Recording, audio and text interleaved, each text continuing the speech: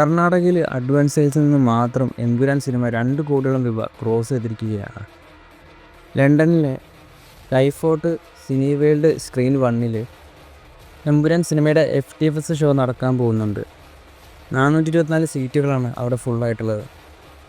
Empuraan cinema നേപ്പാളിലും release ചെയ്യുമെന്ന് ഇപ്പോൾ confirm ആയിട്ടുണ്ട്. 4 സീസൺസ് ക്രിയേഷൻസ് ആണ് സിനിമ നേപ്പാളിൽ റിലീസ് ചെയ്യുന്നത്. ജർമ്മൻ ബോക്സ് ഓഫീസിൽ വമ്പൻ റെക്കോർഡുകളാണ് എമ്പുരാൻ സിനിമ നേടുന്നത്. ജർമ്മനിയിൽ 4 ദിവസം കൊണ്ട് അഡ്വാൻസ് ബുക്കിങ്ങിലൂടെ 2,33,00,000 രൂപയാണ് ഇതുവരെ സിനിമ നേടിയിരിക്കുന്നത്.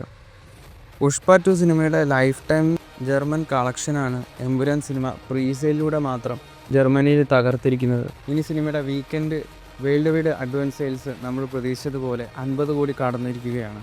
53 കോടി രൂപയാണ് സിനിമയുടെ വീക്കെൻഡ് അഡ്വാൻസ് സെയിൽസ്. ഇനി ഈ സിനിമയുടെ റിലീസിന് 3 ദിവസമുണ്ട്. സിനിമയുടെ ഫൈനൽ വേൾഡ് വൈഡ് പ്രീസെയിൽ എത്രയായിരിക്കുമെന്ന് അറിയാനായി കാത്തിരിക്കുക.